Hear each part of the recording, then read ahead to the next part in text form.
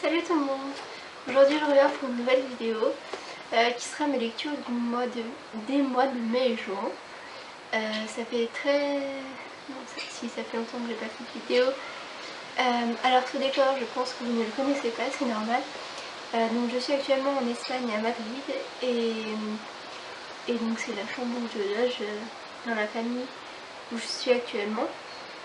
Donc j'ai devant mes yeux la liste des livres. Certains je les ai avec moi, d'autres pas. Parce que j'ai pas pris tous mes livres, heureusement. Si vous entendez du bruit dehors, c'est parce qu'il y a du vent et que les arbres qui sont en face de moi font beaucoup de bruit. Et voilà. Bon, on va commencer alors. En premier, ce mois-ci, enfin au mois de mai, donc juste après la fin de mes partiels, j'ai lu Promise de Ali Kondi, donc j'en avais beaucoup entendu parler. Et je voulais quand même le lire parce qu'il m'avait l'air assez sympa. Donc je suis pas déçue, c'était un bon moment que j'ai passé en le lisant.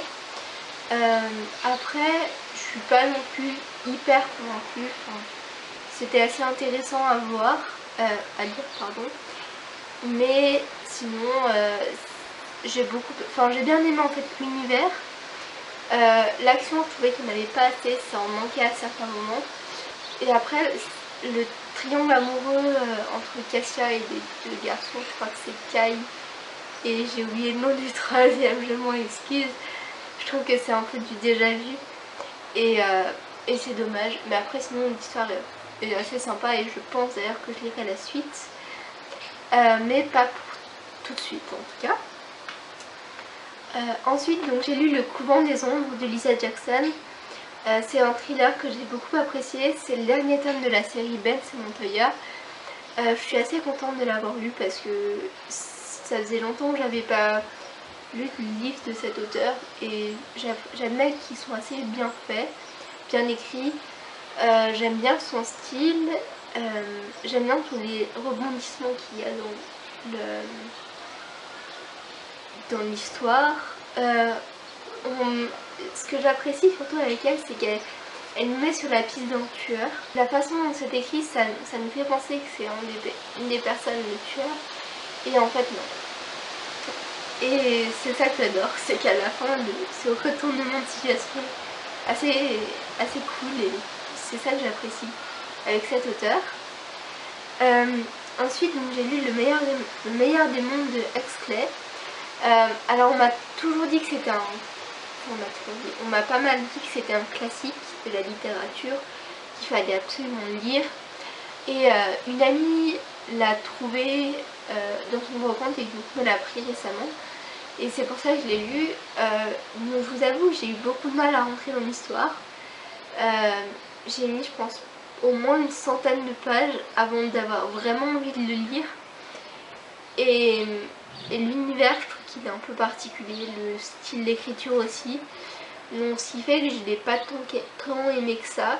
Je l'ai quand même terminé parce que il était assez court et puis c'était un bon moment quand même.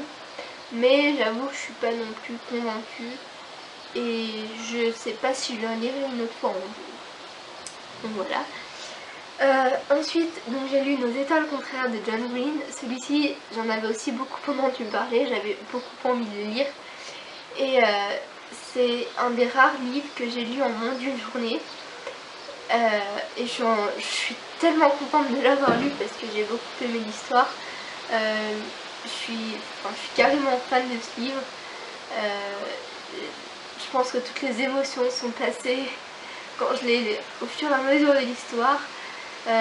L'histoire entre les deux personnages est magnifique. Mais bon, ça va mal se finir pour eux, on sait, donc c'est pas terrible, mais sinon j'ai beaucoup aimé. Le style d'écriture est aussi bien fait parce que c'est à la fois...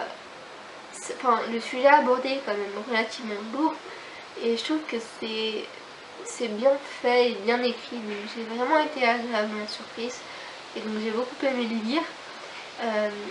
Franchement, j'étais super contente et j'ai passé un très bon moment en lisant. Donc voilà.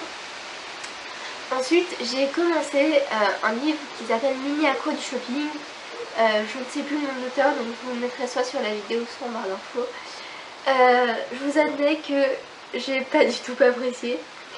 J'avais déjà lu un livre de cet auteur qui était pas trop mal. C'est cet auteur qui a fait Confession d'une accro au shopping, pour ceux et celles qui connaissent. Je l'avais pas trop, enfin j'avais plutôt bien aimé et tout, donc je me suis dit pourquoi pas en lire un autre.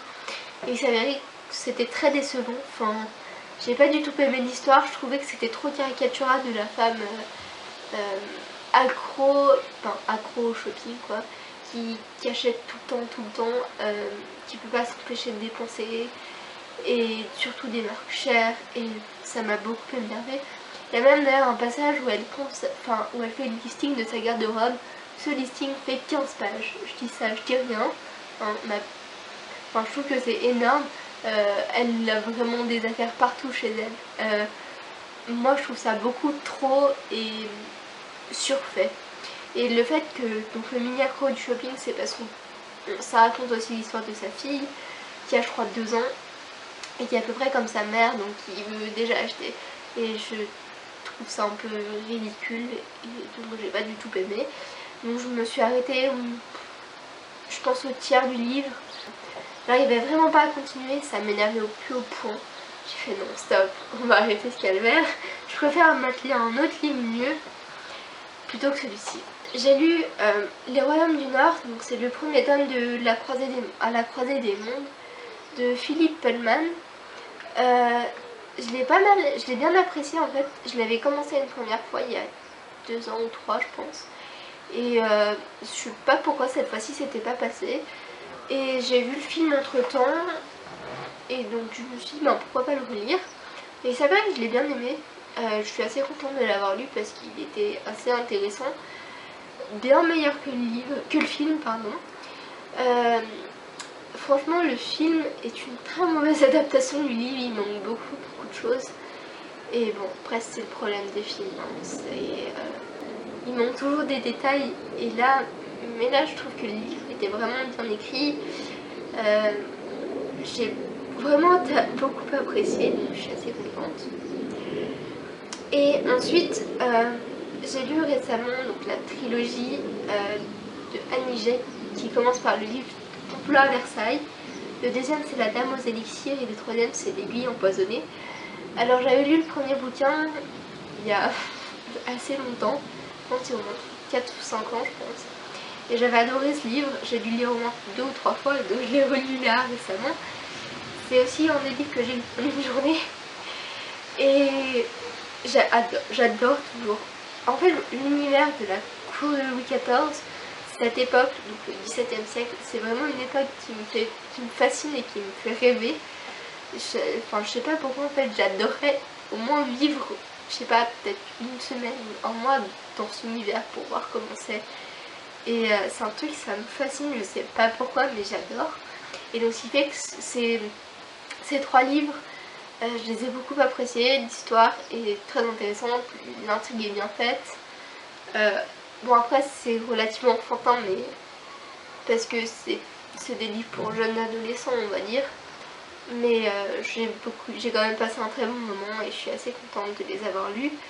Les tomes 2 et 3, donc La Dame aux élixirs et L'Aiguille empoisonnée, j'en avais entendu parler mais j'y ai repensé récemment grâce à une amie. Actuellement je suis en train de lire Diario de Nikki de Rachel René Russell. Donc je pense que ce livre est à la base non, il est à la base américain parce que ça se passe en Amérique, aux États-Unis pardon.